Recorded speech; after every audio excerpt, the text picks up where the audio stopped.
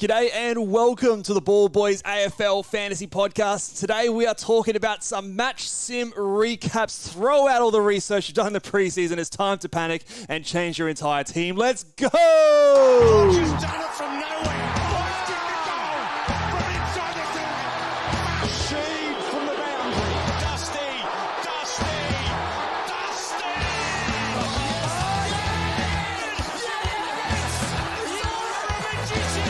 Petrarca. The legend becomes immortal. G'day and welcome to the Ball Boys AFL Fantasy Podcast. I'm your host, Mitch Casey, and you can find me on Twitter at Ball Boys Fantasy, joined, as always, by the coach of the Mighty Oxlongs, Luke Rogerson. How are you, mate? I'm doing good.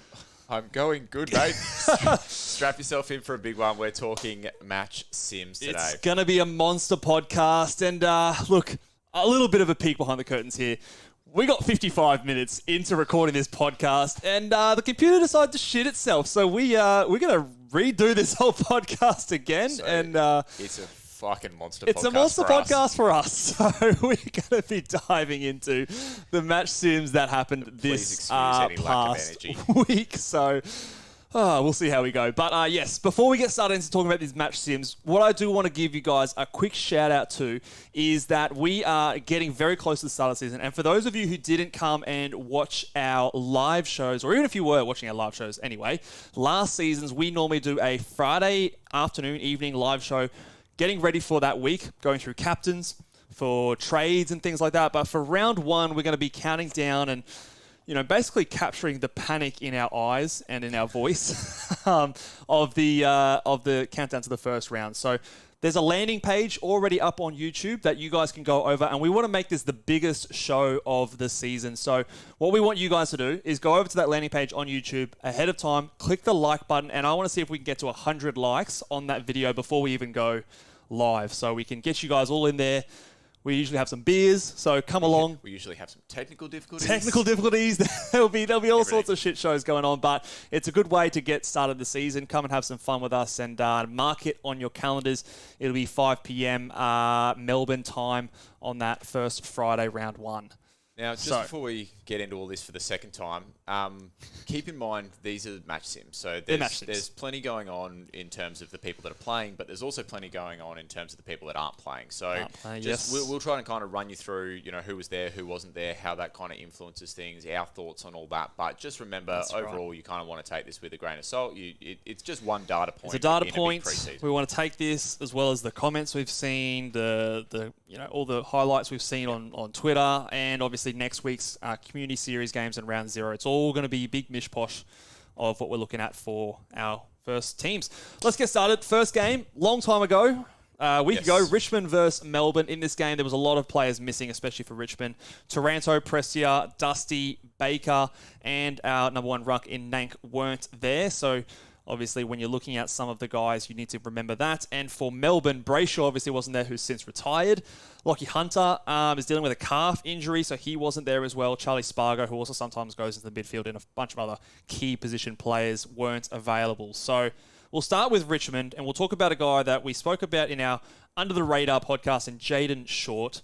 What did you see from old Shorty in his role, and is he someone that boosted his stocks for you, or what are your thoughts? I think he kind of just maintained. I think he was knocking the rust off a little bit. The good thing, I think, for a lot of people, if they're interested in Shorty, is that he was playing that half-back role, and with all the midfielders... No mid-roll. For all the midfielders out for Richmond, you'd think if he was going to get any midfield time, that would have been the time, and he didn't. So I think we can be reasonably confident that he's going to be locked into half-back. Problem is, he's if you pick him, you need to be pretty confident that he's going to be around a top six defender, and I just... not 100% sold on that as There's yet. a few other options that are maybe similar price, don't have the early buy, and you sort of just bypass that kind of, headache. You get a round zero look, so, with that one, I wouldn't be reading too much into the weekend. What about a game plan? Did you think the game plan for Richmond looked any major difference? Like, there was some talk about chipping around a bit more. I didn't see too much of that. Not that I saw. There wasn't anything distinct, and we'll talk about a few teams that really did change up their game plan. But for Richmond, I kind of just... maybe I wasn't watching closely enough. Yeah, I mean, I didn't see any real distinct, extra kick mark game, which I think I would want to see for Jaden Short to be enough to bypass that early buy round. Another cheaper defender for Richmond was Josh Gibcus. He played pretty well. He took a few intercept marks, looked solid. He's a key backman. He's cheap, but look, he's not going to score a heap, but we might have to just pencil him in as a watch at least, depending on his open round score for the defenders, because there are not many defender rookies putting their hands up. But he looks solid, and I expect him to be best 22 for Richmond most weeks, I think is the main thing from him. Kane McAuliffe, just quickly, didn't really see him in the first 3 quarters, so don't really expect him to be there round 1. And Steely Green, maybe just one to put a little star next to his name in case he does play in round 1, because he did kick a couple of goals and look pretty good. But again, we'll wait to see round 0 and what that puts up. What about Melbourne? Big Maxi Gawn was doing Maxi Gawn things, wasn't he? Dominated. I think, put simply, if you were thinking about picking Max Gawn, nothing's changed. Nothing's changed. He looks like Max. Obviously no Nank there, so we had a couple of backup ruckmans in there, and he dominated like you would expect him to. So that's all you can kind of take away. Someone we'll give a little bit more time to is Jack Billings. What did you see? Yeah, so I've seen people say that they liked what they saw from Jack Billings. Some people I've seen say that they didn't like what they saw. I guess it depends on what you expected him. I never expected him to be an inside midfielder, and he wasn't that. I think he had 1 or 2 CBAs in the time that he was in there. Played pretty much predominantly off the high half forward, but he found a bit of it. I think he played well as that connector role. Led up strong for some marks, got some good inside 50s, which is what they want him to be doing. I think he played better in the first half and then kind of slowed down in the third and fourth. Actually, I don't even know if he played in the fourth, but it's not necessarily stocks up hugely, but not stocks down. He's kind of still in the mix without really elevating himself, I think. How did you see it? Yeah, it's interesting. When you're watching someone so closely, I think sometimes you can trick yourself into the fact that maybe they had more ball than they actually did. And I think I got a little bit of that, but some of the stuff that he did looked pretty clean. And like you said, he was playing that connector role. So I feel reasonably confident that he's going to be there in a consistent role for Melbourne. It's just whether that scoring potential is there. Because if you're picking him, you want him to obviously go sort of 20 points upside. And whether that will be the case, we'll have to wait and see. He looks healthy, so I think that's also another big thing for him as well. So that's good. One guy who I was very impressed by was the young fella in Caleb Windsor. I thought he just had something extra about him, like good pace. He runs really well. He didn't look overwhelmed or, like it was too much for him. There was a tackle I think he got cleaned up pretty good and a bit winded, but came back on and battled through that.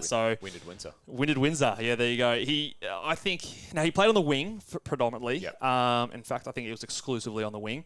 And there was no Lockie Hunter. Now he's dealing with, I think, like I said, a bit of a calf issue. So I don't know if he's guaranteed to be there round 1. But if he is there, I think that based on what I saw, he showed enough that they would find something for him to do and be in that team, whether it is off halfback, which I think he played a little bit of maybe in the juniors, I've heard, but I think he's someone that if he's there round 1, he could be potentially an on-field option for us based on what I saw. Okay, when you see that kind of confidence from a young fella, that kind of fills you with confidence as a coach, doesn't it? In terms of he just really attacked the game and just provided a bit extra spark. I think that Melbourne are going to want to need with a lot of their obviously off-season dramas, something that they can, like a bright spot that they can go, hey, look at this guy. I don't know. Fair enough. What about Trent Rivers? Talk about him. Now, he's an interesting one. Well, I think he was... You're going to repeat the joke. No, go on. Do it. Yeah, do it. Well, I think Rivers was living up to his name because he was flowing off the half-back line.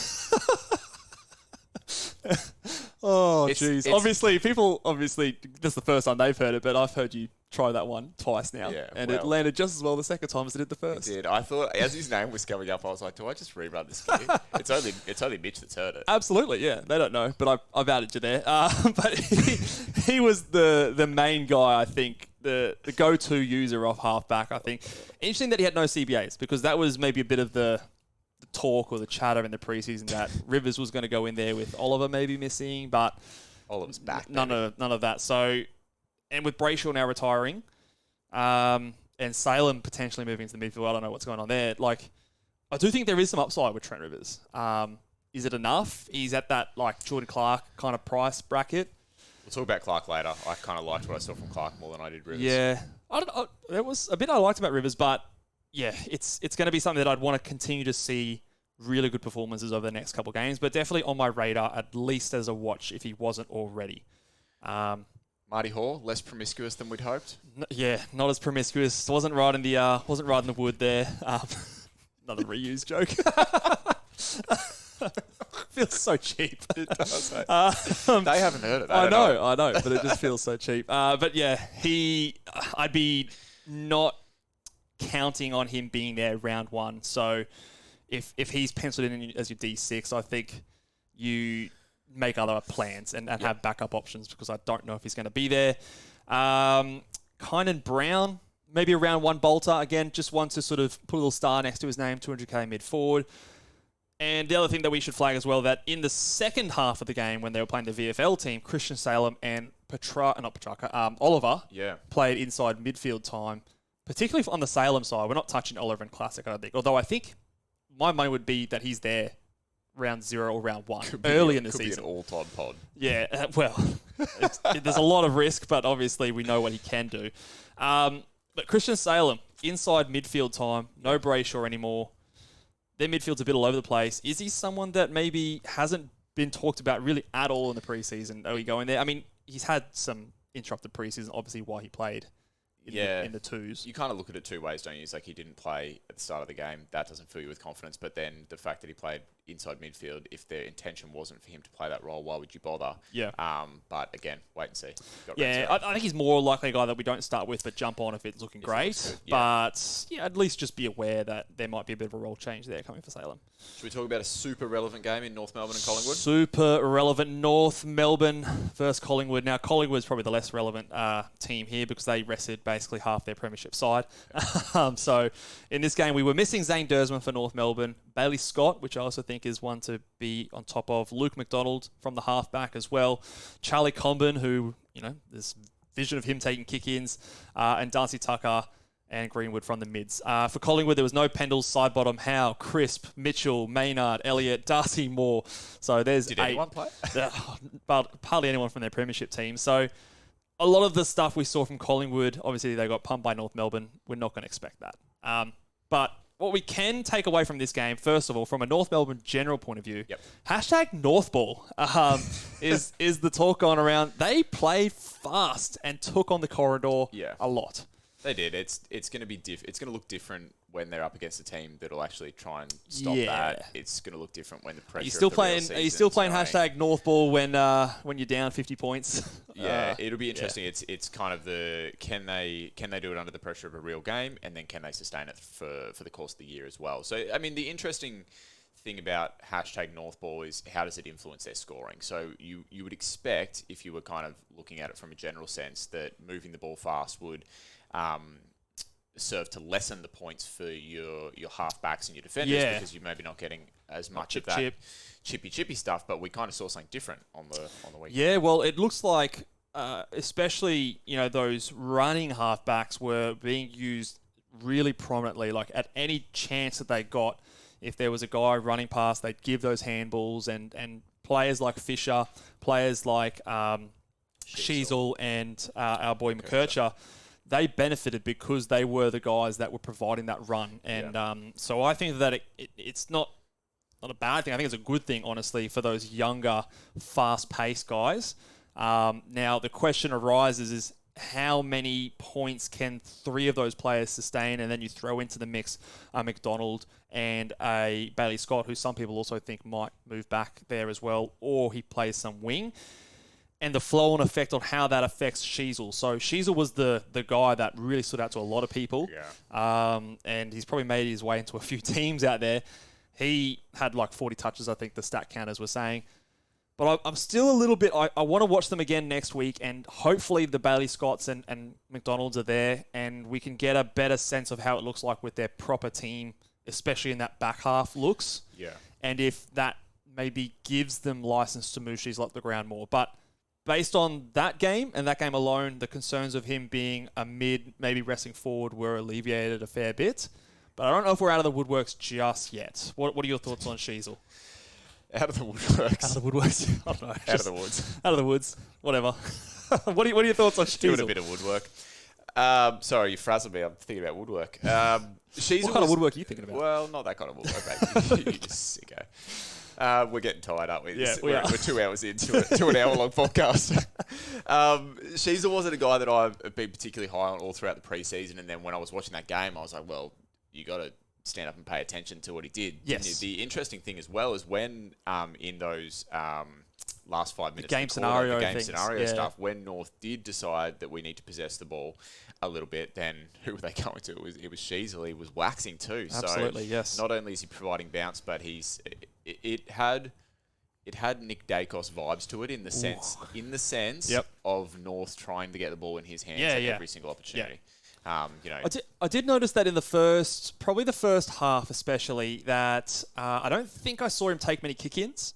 I think the role was more shared between McKercher and Fisher, and Sheasel was kind of already up at the stoppages. And then when Fisher rested the second half, so obviously he didn't play the second half, then Sheasel took a bit more of a prominent role in the kick-ins. Now, he still was playing back, and like you said, in those game scenario situations where I think they were up 7 and they had 5 minutes to hold the lead or something like that. He was the guy that really said, give me the ball, I'll organise everyone, and he racked up in that time. So I thought that was very interesting. To my eye, in that first half, he was probably 30% mid, about 70% back. Whether or not that's, again, going to change with some of those guys coming back, one to watch. But definitely a little bit less concerned about those flaws, which we talked about earlier in the preseason, if he is still a lot of, in that back line, getting that cheap ball. Despite those hamstring concerns for Fisher as well, he looked really good. I think Fish is back on the menu. Fish is back on the menu, boys. Jeez. Recycling. All right, let's go. I tried to steal it. Yeah, you dirty bird. All right, let's go on to... Oh, sorry. Anyway, on Fisher, I think... I'm frazzled, mate. He looked quick. That was the one thing. Looking at his hamstrings. Yeah, it looked like a quick fish. He was a quick fish. He was... Just a marlin. Just kept swimming. What's that, your fish? I think. Yeah, I don't know. But no, he looked good. And I think the first takeaway from that first quarter, I texted you and I said... Fish looks fast. Fish looks fast. He's a fast fish, and he's in my team again. So definitely, if you ruled a line out of him, rub that line out and, back on the menu. What about George Wardlaw? I know you're very keen on the Wardlaw. Well, he only played the first half. He looked Correct. really good. I know your concern is sort of quality over quantity with him. Yeah. But I think that he showed last year in patches in his rookie season that he's able to get a little bit of the ball and he's able to score. So I think he's going to be exclusively a midfielder. Yep, agree. At North Melbourne, and if he can get enough game time, I think he's a guy that can do it with some tackles, a few marks, and obviously some possessions there as well. So he was top 2. It was LDU, which again we'll touch on. He just did LDU things. Don't need to dig too much into him. And Wardlaw was second. Yeah. I think in the first half when he played, he was like 90% CBAs. Now, it looked to me as though he's being managed a little bit in the time on ground, and that is something that I am concerned about, and how high his time on ground can push with someone who's had injury issues in the past. And I also worry about that hashtag Northball. If they are playing quick, I worry that Wardlaw is the type of player that might get a bit lost a bit more in that type of situation because he is such a good contested player. Not to say that he can't pop out and get his marks and things like that, but it's probably not his strength. So still a watch for me. Not ruling him out, but I still have a few questions on Wardlaw, maybe a bit more so than you do. But he looks like a bloody player. I tell you what, he's going to be at one point in his career an uber premium for us. Maybe it's not this year for me. But let's talk about a couple other guys that were in the midfield in Tom Powell and Charlie Lazaro. What did you see from these boys? Start with Tom Powell first. Powell, obviously, and playing some heavy midfield minutes in there as well. So I think that it depends how deep you think that North's midfield rotation is going to go. So we go LDU, we go Wardlaw's obviously going to be I think they're top 2. I think we get a little bit from Simpkin.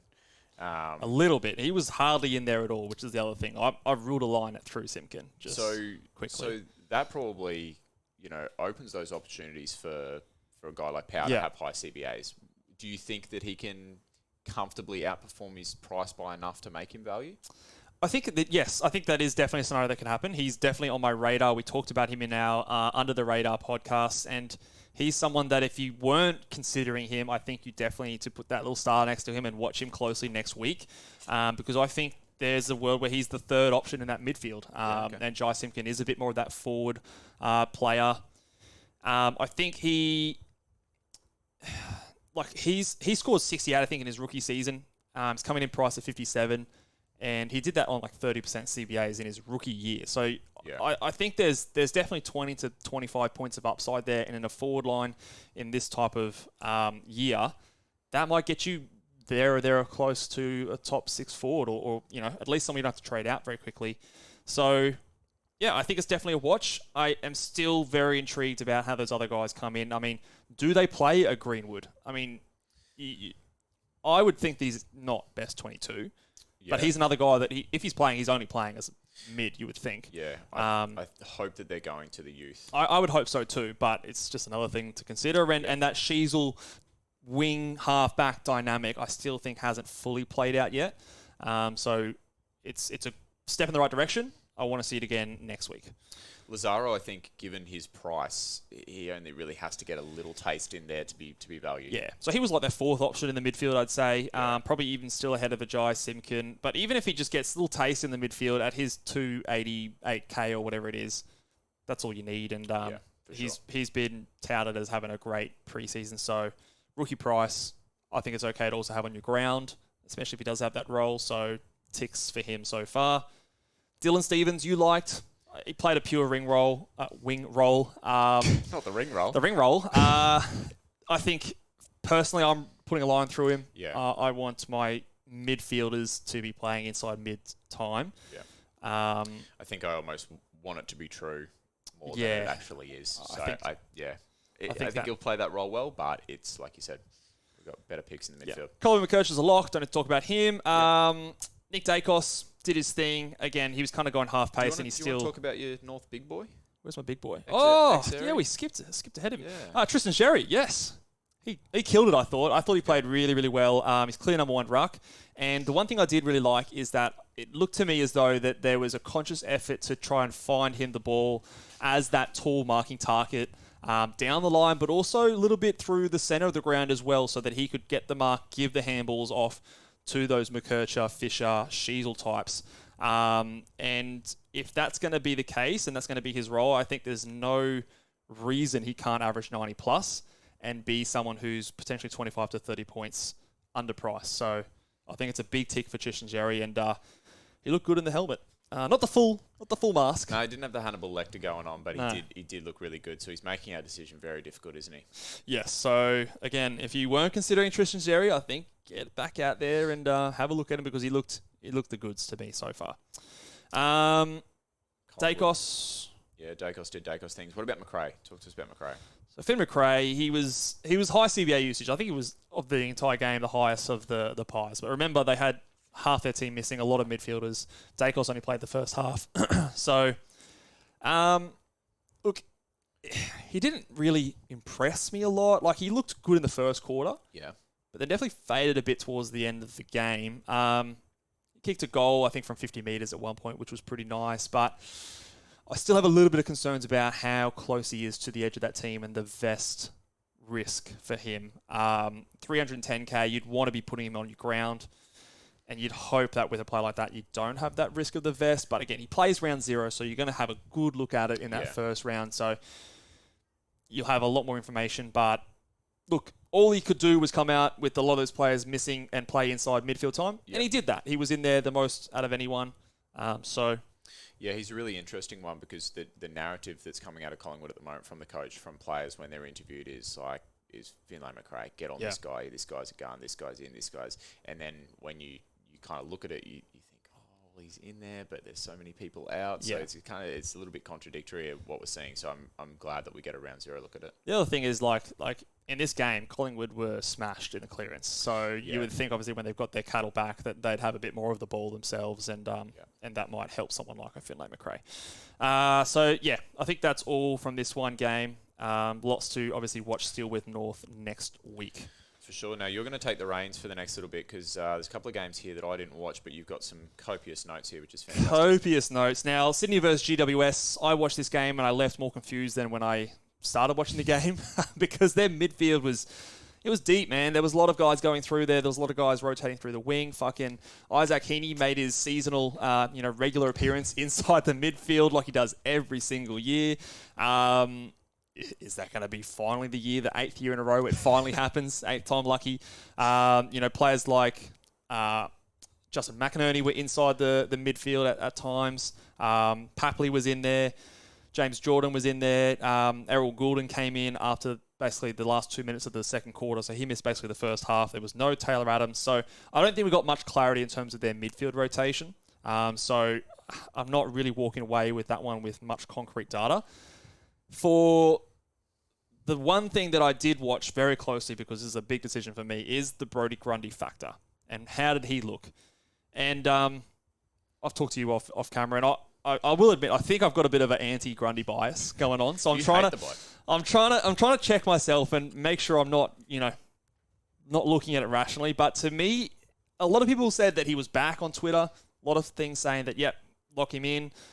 I didn't think he looked all that good. Personally, the biggest thing that we saw when he was in Collingwood, and he was the best Brodie Grundy of old, was he was that quote-unquote fourth midfielder. He was linking up through disposal change, and they would use him on those 45s as a marking target. I didn't see any of that in this game. He tackled well, and he was clearly the number one ruck, 80% plus, basically. So from that point of view, there is absolutely upside. Yeah. But I don't know if it's the 100, 105 plus upside that people are wanting him to be. Those are my concerns. But yeah, there's no disputing this upside. And you mentioned the tackles before, and obviously I think, like you said, there's some... It's like 8 or 9 tackles, I think. Which is fantastic. But again, that's not a sustainable thing. We're not expecting Brodie Grundy to have 9 tackles every game. So that does concern me a little bit because I don't think, and I may be talking out of my ass, but I don't think he's ever been the big marking target down the line, big contested pack mark. So there was a reason like he wasn't working out as a key forward because he couldn't take those grabs as well as you would hope. A lot of those marks were him, sitting on the 45 when the opposition ruckman would drop back to cover that kick down the line, and then he'd link up and chain through. So, I understand the flags that you've got there as well. But like you said, there's still no disputing that he's value. It's just he's value, and if it wasn't a season like this where there are other great options, I wouldn't be sitting here kind of nitpicking those little things. Like he'd still be in my team, but because I've got other options that are also really great, I am trying to be a little bit more critical than just saying he's value, lock him in, because I want to explore those other options as well. I want to watch him again, and obviously we're going to see him in opening round, but again, just to maybe go against the narrative that I've seen a lot out there that he was back into number one ruck form. I didn't necessarily love it. In terms of the Giants, the other person we should talk about is Matt Roberts, who he was playing off halfback. Okay. Now, he had a few times where he had some bad turnovers and some bad errors, but he did get better as the game went on, I thought. So did he do enough to warrant his sort of spot in our benches at the minute? Or? I think so, maybe more so than some other guys that we'll talk about later, but there is still a little bit of concern about how high up the team order he is, and I wonder, obviously, we had a few guys missing, and the players like when Errol came into the side, someone like, who's there? Braden Campbell, he started on a wing, but then when Errol came back in, Campbell went back. So you've got players like Campbell, Lloyd, Blakey, and McInerney on the wing. Sometimes he floats back as well. And you got Matt Roberts. Like, how many of those guys can actually have in there? I thought was the kind of question that I walked away from. So he's clearly behind like Lloyd's and Blakely's. Like, we weren't expecting that, but yeah, it's kind of like the makeup of the wings, halfbacks, and mids. There's still a big rotating door there, I think. So I have to keep watching that one closely to get a better gauge of it. Not too much to see from the Giants, really. Aaron Cadman, 220k. He looked bigger, but he's still a key forward. And Harvey Thomas is maybe someone that you put a little star next to because he might pop up in round one. So that's pretty much it from those boys. Geelong and Carlton, not super fantasy relevant, but there were a couple of things that you saw. Yeah, well, the biggest news from this one, Cam Guthrie injured literally the first play of the game. Took the ball out of the clearance, was running to kick the ball inside 50 and basically did his quad. So I think line through him. Might save a few people. Might be a beneficial thing for those who were liking him, because I was never fully on board, but I don't think you can pick him now after obviously he's 32 or whatever, how old he is, done in quad. Tom Stewart, he had the half-back role, no CBAs. He was definitely not a midfielder in this game. Yeah. Nice. Which I think we can see as a good thing, especially for that early run. So that was there. And the other player from the Cats was Jai Clark, who we were looking at. And he, like I was talking about with Matt Roberts, I think Matt Roberts, I feel more confident at this stage than Jai Clark, at least from a scoring point of view. Jai Clark started in the CBAs. He was in the opening centre bounce. But Patrick Dangerfield didn't play the first quarter. And as soon as Danger came back on in the second quarter, I feel like we saw a little bit less of Clark. Now, Cam Guthrie getting injured is good. That helps him in terms of a job security point of view. But I'm a little bit worried about his time on ground percentage and if he is a sub-risk on this team. And we know Geelong loves to ease their young guys in. So, yeah. It's one to watch, but I don't think it was necessarily stocks. It was kind of neither stocks up nor stocks down. It was kind of still need more info for him. Now, dirt cheap is Orazio Fantasia, and you reckon that there might be something to it? Yeah, he played all right. I mean, he kicked a couple of goals. They definitely were looking for him. I think there was a kick where I think Jeremy Cameron had the ball ready for a set shot. Jeremy Cameron. What did I say? Yeah, someone. One of their key forwards. I think it was, one of the Kernos or something. I don't know. I'm losing my mind here. Plays for another team. Plays for Carlton. One of the key forwards had the ball and they found him instead of taking their set shot. So he kicked a goal, basically gifted to him. We're going to see his round zero score. So I think it's more of a case of wait and see. But I do think he'll be best 22, which is a tick in his favour. Especially so cheap. He's rookie price. He's what, 250k or something like that. So want to keep an eye on. Not bad to have that kind of job security on your bench, which is good.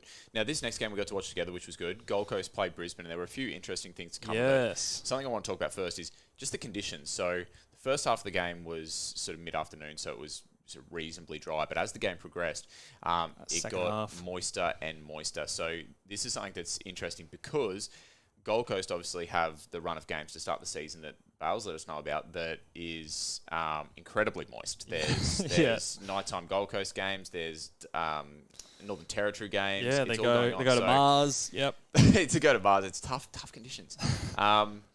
The thing is that when it did get moist, the game just descended into absolute sloppy chaos, wasn't it? So you guys like that are coming off halfback, Kitty Coleman, Alex Sexton, Connor Buderick, these guys effectively didn't have much influence past that point because it was just really sloppy. So just something interesting, I think, and we know, like, Dimmer and Richmond, like, whenever Richmond were up and about, you and I, we would love a wet game for Richmond because it was just get the ball forward, slap it forward, and the fantasy points dove down. But it worked for Dimmer, I think. So I would imagine he carries over a similar kind of game plan. So one thing to flag for those halfbacks. But I guess the man of the hour from this game here is our boy here, Flanders.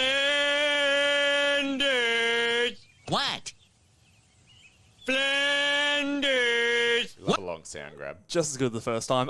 So Flanders racked up in this. Well, I wouldn't say he racked up, but his role was just beautiful. I mean, the most obvious thing from this game was they had the tightest of midfield rotations, basically of any club. They had 4 guys go through there in Took Miller, Noah Anderson, Matt Rowell, and Sam Flanders. The only other player to get a CBA was, I think, Bailey Humphrey, and he had 1 or 2, essentially, in that first half. So, to me, and we'll touch on this on a few guys later, not only do you take that, you take the comments from Dimmer early in the week, and you bring those two things together, and it really paints the picture of this guy is going to be an inside midfielder through and through. And if this is the role that he is going to have come opening round and round 1, I tend to lean towards the fact that he is someone that you want to just put in your team and figure the rest out later. Now, I know he has the round 3 bye, and you can argue that he's not going to get away from you by then, but in my mind, I'm trying to limit the carnage potential to prevent me from getting a player like this when he is, I think, in this role, a clear F1, and he has upside at his price. So that's what I got walking away from this game.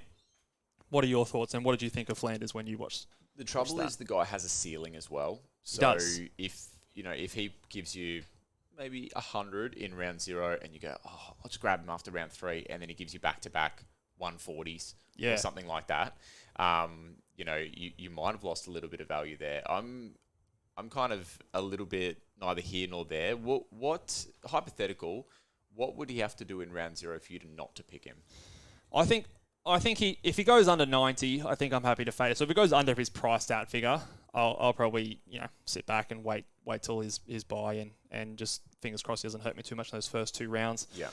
But even if he just goes like a 95 or 100 and he's in that role, I'm picking him because I'm getting him for scoring and I'm getting him for someone that I think he's got value. Just because he didn't score like the big 120 in the opening round doesn't mean he won't score it in rounds 1 and 2. And I don't want to necessarily be chasing my tail, getting him in that round 4 week and risk something else coming up. And maybe I'd have to choose between him and another option that's really, really good. I want to have that flexibility there come that round. And I think he's a clear F1. I think he's definitely up there for me in priorities to start with. So it looked good, didn't it? It did look good. Like there was those clear 4 guys, and Swallow was moved out of there. He was on the half-back line. So the fact that he was playing and wasn't in there and was playing a new role, it makes it even more good. There was no one out that you would say, oh, they might come in and steal. Like it was basically their top team with a few guys, but not midfielders out. Yeah. So I feel pretty confident that this is going to be his role. I'd want to double check it again in opening round and all that sort of stuff. Yeah. But based on what's been happening so far, it looks good. Stocks up for Sam Flanders. Let's talk a little bit more about someone that you've dubbed the Sex Pistol. The Sex Pistol, Alex Sexton. Shooting his sexy magic across halfback. What'd you like? He looked good. I mean, he had the role that everyone's been hoping for. He had the halfback role, took kick-ins. So whenever you can get a guy price under 400k in your forward line that takes kick-ins, it's definitely something you pay attention to. Yeah. Is it a rat pasta? That's the concern. Or a constable. Yeah. So they didn't have Will Powell. Yep. Who I still think is their guy, their number 1 guy. And like we said, Swallow moved back. So you've got Swallow, Connor Buderick, Alex Sexton, Will Powell. Like how many of those guys are they going to run with? Yeah. And how short or long of a leash is Sexton going to have if it starts going bad? And he's 30 years old. It's definitely a tick from that game, but you also start to stack up how many round 3 players do you want? Do you want a Flanders? Do you want a Connor Buderick? This is true as well, yeah. This is something, when you combine the fact that they really looked for him on the weekend in the first half before it got slippery, and that Flanders went on the traders and said, pick Sexton in your team. Like you said before, you combine those two things and you think that's a great pick. But I do think there's something to be said for that fact that if it does start to go wrong, he's the older of those guys. Guys like Power, guys like Buderick are going to have much more time if it goes wrong for them than what Sexton will in that same situation. So there were a couple of things, like he obviously got a lot of the ball. There were a couple of times he butchered it. It's match. That might happen. Yeah, that's fine. They're all kind of easing into it. I get that. But I think that, there is something to be said for it's definitely a positive, right? It's definitely a positive. But I just want to make sure that we're not just locking him in, not watching the next one and just go and throw the keys away, because there are still things that could change between now and round 1 when he's in our side scoring points. For sure. Do you want to talk about Kitty Coleman really briefly? Yeah, Kitty Coleman, he kind of did his thing. I think he got a lot of the footy. There was no McKenna in this one, which we do want to flag, who's their other kind of main user. He had some kick-ins. Wilmot took some kick-ins as well. So I don't think he necessarily has a vast majority or monopoly on those kick-ins, but he'll get a share of them. Yep. And, he looked good. If you were on him, I don't think you're dissuaded. If you were not on him, I don't think you're convinced to go there. It's kind of just a watch still, I think, depending on that round 0 score. Yeah, for sure. Next game was hugely fantasy relevant. This is your game over here, so... It is, yeah. I was watching this one closely. To start with, we got Bevo, didn't we? Because... Fucking Bevo. Pre-season, he's already given us these curveballs. Yeah, so we didn't see much to sort of... So the dogs, you can almost apart from maybe some of the younger guys that you just want to see them play, but roles and things like that, you've got 2 completely separate teams. There's no A team, B team. It's just split down the middle. Yeah. The roles almost very hard mean nothing. To take things as gospel from that one. So a lot of what we looked at was obviously the Hawthorn, and we learnt a few things, I think, because it was mainly their midfield that we were having a look at, and we saw a couple of young guys, pop their heads up. namely Cam Mackenzie and then Henry Hustwaite. Yes. So you were saying he was the bit of a surprise packet there for the first half and looked good. Yeah, well, Henry Hustwaite, that is. To start with, I was looking and going, who the heck's number 44? But then I said, hang on, Hustwaite a second. That's Henry Hustwaite. That's him. That's your boy. So this is the thing. 9 CBAs. 9 out of 15 in the first half. So yeah, more than what's that, like 60% or so. Yeah, I'm referencing the first half because in the second half we obviously didn't see Warple. I think it was didn't play after half time, and then Newcomb in the fourth quarter didn't play as well. So the first half is kind of what we want to look at dress most rehearsal. closely. And he was a guy that they obviously rate, and he's in there. The Will Day thing is the thing, isn't it? It's like, do I expect Hustwaite to be taking that much of a role when Will Day comes back? No. But is he a guy that you could perhaps have for 3-4 weeks, ride some cash gen, and then get off when Day comes back? Maybe. Perhaps. Yeah. He didn't look out of place in there. His mid-only is the thing that we also learned when we finally looked up his name in the AFL Fantasy app. I was pretty high before I realised he was mid-only. So, look, I think he's priced very similar to a Cam Mackenzie, but obviously Cam Mackenzie has that forward status. Yes. And for Mackenzie... He was also good, you said. He was. For him, the role wasn't as, at least in the first half, wasn't as locked in that CBA role. He did spend a little bit of time on the wing, a little bit of time forward, but for a guy that is about 400k in our forward lines, I think it's one that we can take a little bit of a punt on. He obviously did see more CBAs in the second half and looked really, really good when Warple and then Newcomb weren't there as well. But interestingly, someone that you were high on, Connor McDonald, unfortunately didn't see any CBAs. So that was interesting because we were looking for that and it didn't kind of eventuate. He played that half forward role. The only thing that you might be able to hang your hat on is that Dylan Moore wasn't there. Was he playing that But he's role? he's not a certainty return to round one with that glandular fever either. So I do this thing. This is a big stocks down for Connor McDonald, and back-to-back years where high half forward for Hawthorn has made me look like an idiot in the preseason where I was high on them and then have to sort of concede that the role might not be there. And if the role is not there, I don't think you can jump onto it before round one. You might maybe have at some point you trade into him, but yeah, if we see a similar thing like this next week, then yeah, he kind of rules himself out. Josh Ward was an interesting one because if you just watched quarter four, you go, get that bloke in my team. But obviously he only went in and had, the majority of his CBAs when Newcomb went out in that fourth quarter. Yep. Other than that, he pretty much played on the wing. He had a couple of CBAs here and there in the first half. So it's sort of a frustrating one in the sense of when he's in that role, you know that he can do the job really well, but it looks as though he probably won't get that role. Yeah, which is interesting because a lot of people thought he would be the guy that stepped in there, but some of those other younger boys sort of make it a little bit more difficult for him to do that. What about John Newcomb? He's someone that I'm considering and watching, and he's at that like sort of low 90s price tag. We want him to sort of take that step up to that 105 plus. Like, what did he look like, and how did you see him play?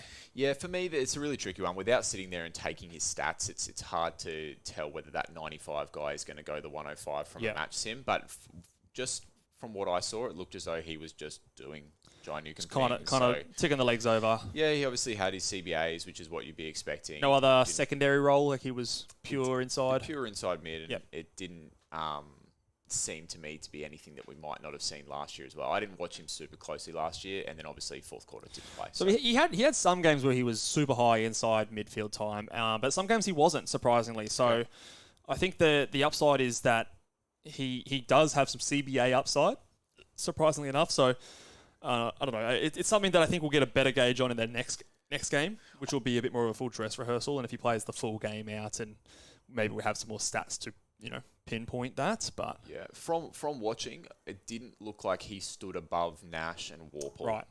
Okay. I would definitely say Warple only played the half, but in that half, it was CBA City for Warple. Yeah. And then I think it was a half 3 quarters. Yeah, it's not like Newcomb then stood above the pack as that outright guy. All right, over to the Dogs. Couple of guys that maybe we can learn a little bit from. And we probably already knew this, but Riley Sanders, lock him into your side basically. Yep. If he's there round one, Twitter was ablaze when he was going. Everyone was best on ground in quarter one, if not. So he's someone that I think we can pretty confidently have on our field at M7 or M8. And Nick Caulfield, I think you've got some stats here that you've written down that he found a bit of it in the third quarter and scored all right. And Yeah, he did all did right. what you wanted him to do, I guess. I think that's it. I think he was reasonably busy in the first half, and then I decided I'd keep a few stats in the second half there. I think he had about 22 fantasy points in the third quarter, and then 16 in the fourth quarter. That 22 included 3+6s. So, look, I think at what he's priced at, if you could pick him as your D6, I think he'd be very happy if he could give you 75 points a game. Yeah, so, 100%. It's interesting because, like we said, the Dogs obviously played those two teams, so he wasn't competing with Richards, he wasn't competing with Dale, he wasn't competing with Daniel, who interestingly I think played in the forward line. Like I thought I'd mixed up my left and right when he was coming in from this side of the screen. I thought, is he high half that's forward? not good for Caleb Daniel. We don't want half forward Caleb Daniel. No, so I think it was stocks down for him. But yeah, just interesting with Caulfield that there was really no one else to compete with. I think they verse the Hawks. I think it's the same matchup next week as well. I'm pretty sure it's Bulldogs versus Hawthorn again. So hopefully Bevo decides to. Maybe Bevo is just keeping his cards close to his chest. I don't know, but bloody hell. Sounds like Bevo. Give us a proper squad, Bevo. All right, let's move on to the Adelaide Showdown. Port versus Adelaide Crows. Now, we did take a few stats again, and this one had our pen and paper out there, like the fantasy nerds that we are in the preseason. And the takeaway here for me, or one of the biggest takeaways for me here, was Ollie Wines. Again, we talk about matching up comments from coaches, comments from media, and what we see in the games. And he was the guy who had the most centre bounce attendances. We pegged him roughly at 75%. Take that with a pinch of salt. We probably missed a couple. But he was the guy that was in there the most. Didn't stand out from a, wow, look at Ollie Wines, he's dominating kind of point of view. But the role was definitely supportive of what that's being said of him in the preseason, which to me, I dismissed him a little bit earlier in the preseason as a guy that I wasn't too keen on, but I'm more in now. I think he's definitely someone who I'm... You're all in, mate. Well, he's on my team right now, but a little spoiler alert for next video. But he definitely is someone that I'm watching very closely in the next game as well. Yeah. And I just don't want to... Like, if the coach says he's fit, he's got an inside midfield role, he's... best and fairest Brownlow medalist winner. He's the number one guy in a team, and you don't pick him, and he's priced at 77. Like, you kind of might look back and go, "What was I thinking?" Like that, it all lines up for me. But yeah, it's just can he sustain that in that kind of game plan? Are the other guys really taking that many points away from him? That's the question I think we have. So in that same game, Crouch played, and Crouch and Wines are essentially similar picks this price. Year. So what people are, I think people who are high on Crouch are expecting Crouch to be able to average 95 in the role that they're hoping for. So are you expecting Wines to be able to average 95? I think he can do that. I think I've got him pegged like between that, like a low range of 92 and a high range of like 100. So he'd be around that 95, 96, 97 sort of range for me. I just feel more confident in his position in the team, first and foremost. Yeah. And we'll touch on this in a sec as well, but Isaac Rankin was in the midfield very heavily in this game. And if they do have a bit more of that speed going through there, I think that is to the detriment of someone like a Crouch. I think he benefits more when the game is repeat stoppages, tackles, contested footy, whereas if they get Rankin, he was in there over 60%, basically as their third highest attendee there. Interesting. And he was in the starting centre bounce there, Rankin. And you still want to maybe get Pedler and Rochelle and those kind of types through there, at least a little sprinkling of them.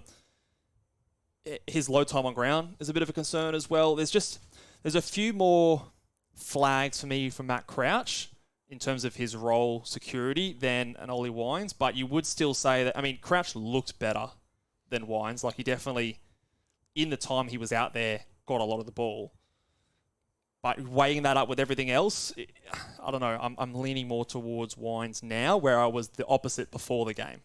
Before the game, I was definitely more Matt Crouch, but this pushed me more towards the Wines direction. But is there also something to be said for just paying up a little bit more and getting a guy like Nick Martin, who, in my eyes, if he's in a half-back role that we kind of expect, could he average more than a Wines and a Crouch? Yeah, absolutely. In fact, I think we've skipped over that game. We might not have the notes there, but we'll have to go back and revisit that one. But yeah, I think there is definitely an argument to be said there. Obviously, the old way of thinking is we want those midfielders and we want those inside guys, but the half-back role is it's in vogue right now, and those younger guys, they don't necessarily have a capped ceiling. Like they could be anything. They really could be. Like they could be coming into their career best year versus these guys who are obviously a little bit older.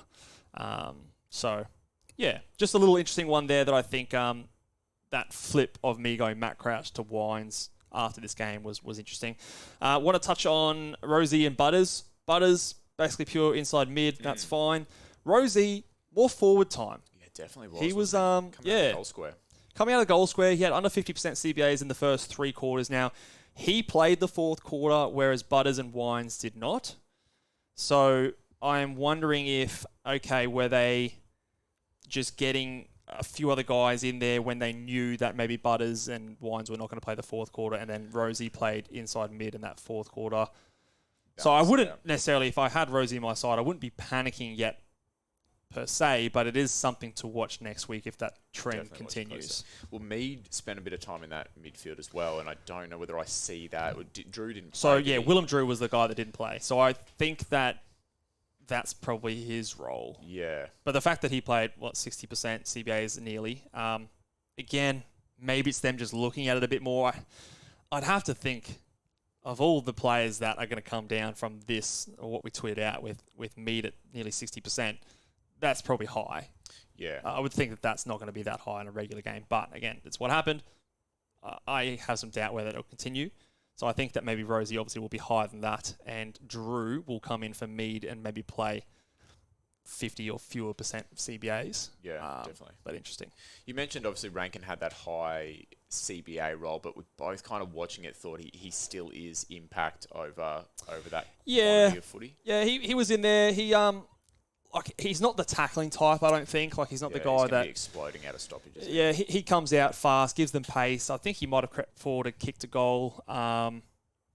Look, I don't think I'd start with him, but he's definitely someone you could watch and maybe jump on if it does look good. Yeah. But if you'd swapped his role with Rochelle's role, I'd be much more excited to see Rochelle do what he was doing, because I do think Rochelle plays a bit more of that midfield type game and tackles a bit more and accumulates a bit more, but Rankin I'm not as excited about, personally.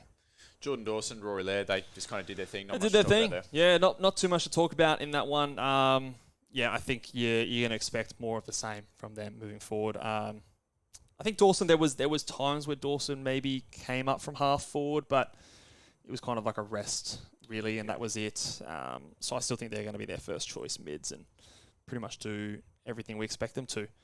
Should we do Freo West Coast and then just circle back around to that Essendon game? Yes, we will. Let's go into Freo West Coast, where we've got some more extended notes. And the big takeaway from this one here to me was a little bit of a flag on Andrew Brayshaw, who is currently still sitting at my M1 in my team. Now, we know that Hayden Young, Nat Fyfe were both in there a lot. Yeah. But we thought that Brayshaw's still the guy in there, and maybe he loses a little bit, but I was hoping maybe more high half forward, which Minimonk, who came on our last community chat series video, said that's what he expected as well.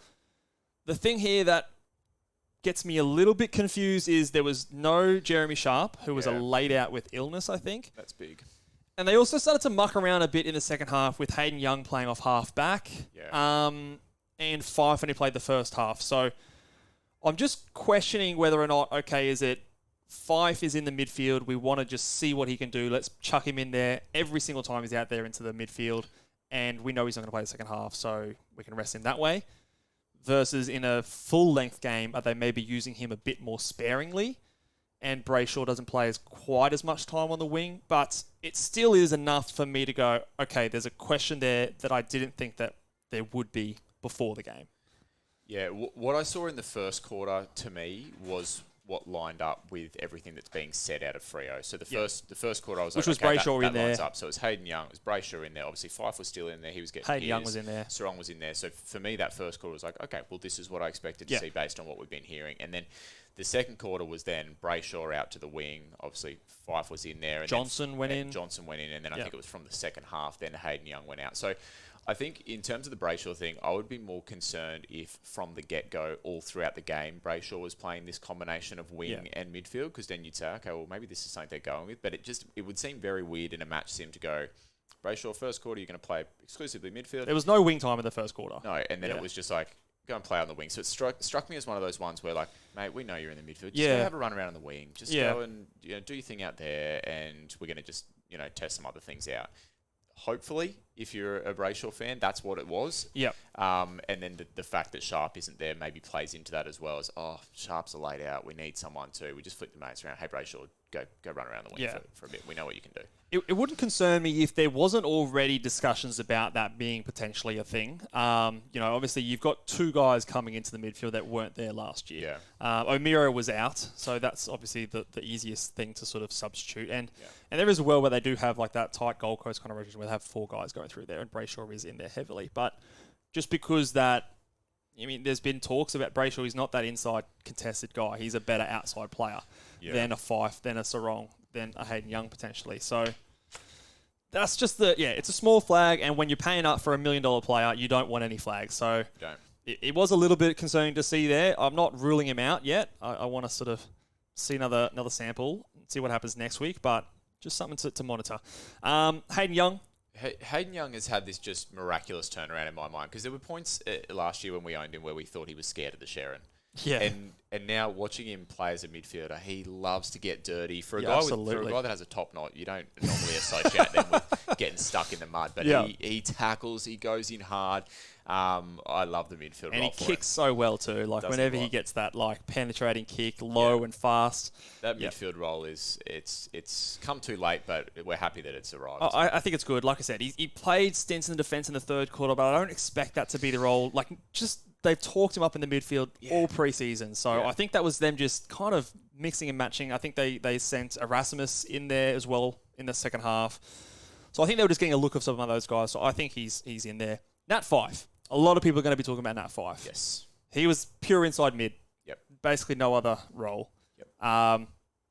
The stat watchers and stuff and stat counters out there reckon he had 20 plus disposals in that first half. 20 plus disposals? Disposals, but that equated for basically 40 to 45 fantasy points. So do the little math there. That's not a great fantasy points per disposal outcome. And that was what we noted from the game as well. He's getting a bit of it, but whenever there were those outside chains where your plus sixes were available, Sarong and Brayshaw were just living on those plus sixes. So there's a little flag there. It's like, okay, well, if he's had 20 disposals and he's got 45 points, do you expect him to be having 40 disposal games every week? I can't see that happening.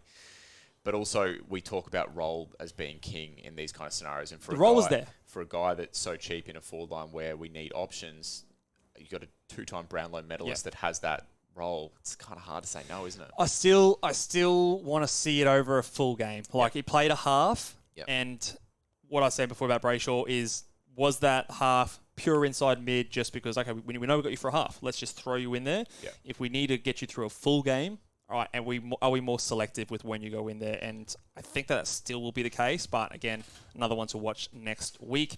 You loved what you saw from the next guy that we're talking about, Jordan Clark. I did like Jordan Clark, and it was funny. We've talked about Jordan Clark on previous podcasts, and I think you were giving it the Jordan Clark's no good, and I was just gently nudging my laptop this way because he was sitting in my team. Like, yeah, Mitch, he sucks. Fuck, if I can delete him.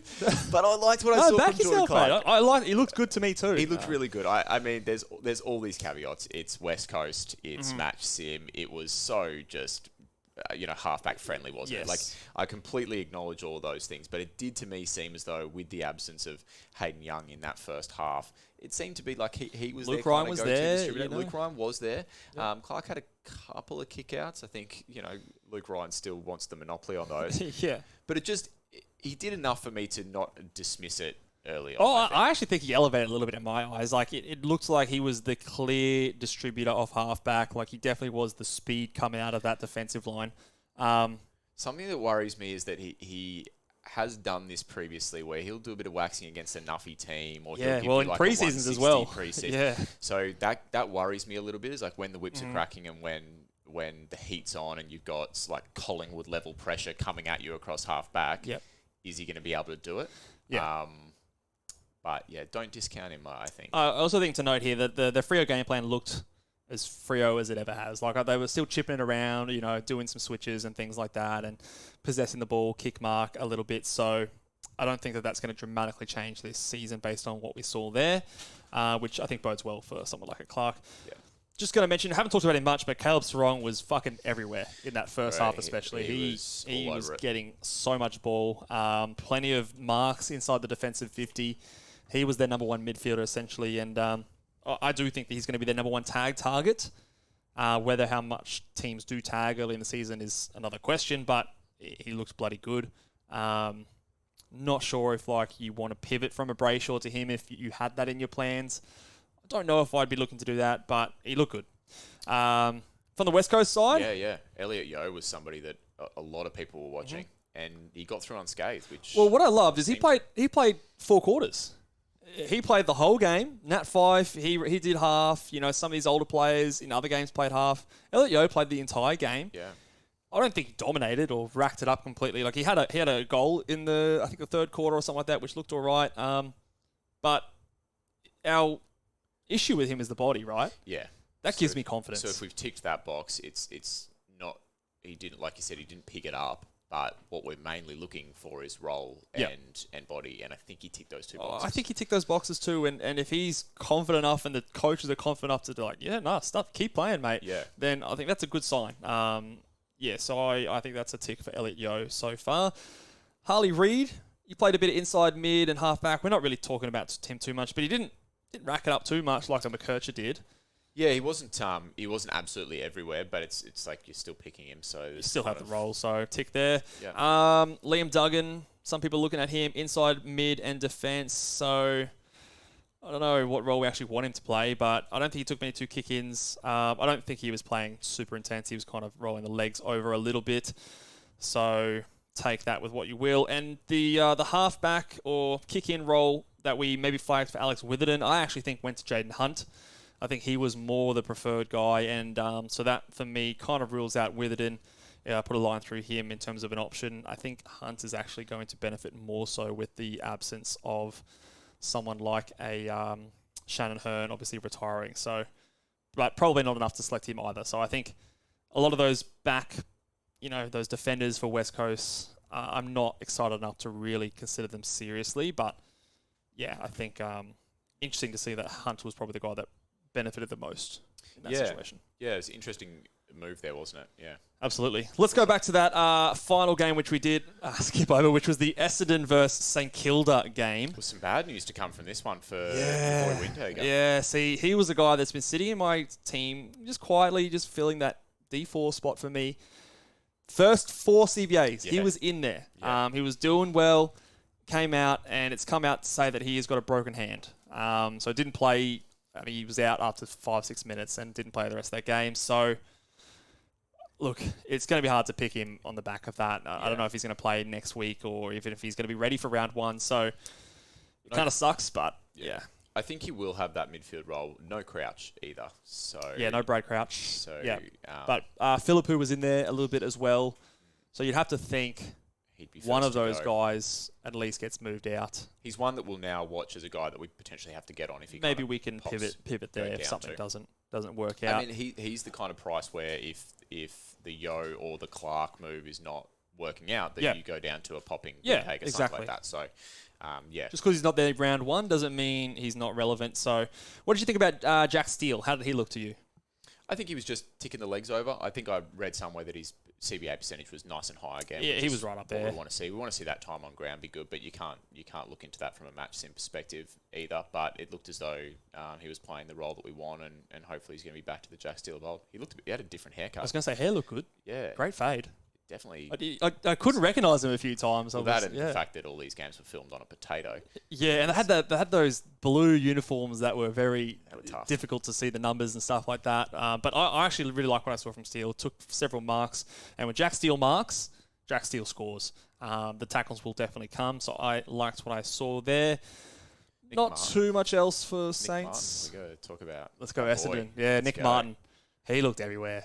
I was very excited about what I saw from Nick Martin. He was doing about as much manning up in defence as he was on the wing last year. He was not worried about it one bit. My synopsis there. He got in and tackled well, I think, was also something that I didn't expect to see as much of. That for me is a bonus. That's not going to be every week. It's not going to be every week, but just the fact that he is capable. It's like a willingness. I think is a good thing.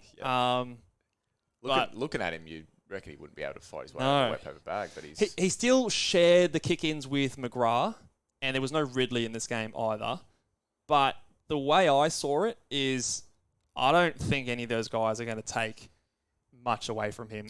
To me, he looks like the guy that, like, if you think about the third highest scorer from Essendon last year, it was Will Setterfield at 92. I think he goes that at a minimum. Yep. And he could push that triple-digit marker, which makes him a top 6 defender.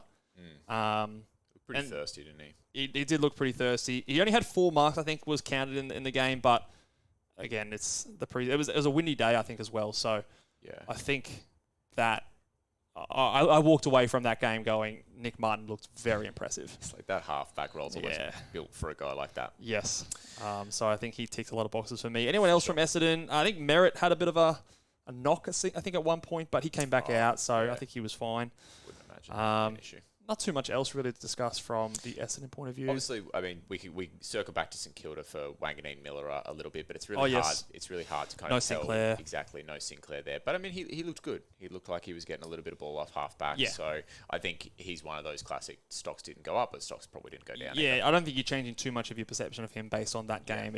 It's sort of the research you've done to that point as well. Sardis as well, while we were watching, had a little bit of wing time. A little bit of wing time there as well. Yeah. But not something that completely changed my mind on him either. So I'm interested to watch Essendon again next week. Last one to touch on was Jide Caldwell. Sort of mentioned in the same breath as like a Tom Powell. I think his stocks were more down. I don't think he got as many CBAs as I would have hoped, and he is also more expensive. He's at $678K. So I think I'd definitely be probably looking at the cheaper options than a Jide Caldwell. I don't think he's probably going to do what we need him to do. So yeah, that might do it for us, mate. Well, it says 1 hour and 6 minutes, but we've been sitting here for close to 3 hours. Yeah. So thank you very much, guys, for tuning in, and hopefully this gives you guys some good insights. Remember, like and subscribe, and if you can, go over to our YouTube channel, hit the big thumbs up on our round one live show, which has the landing page there, so we can make it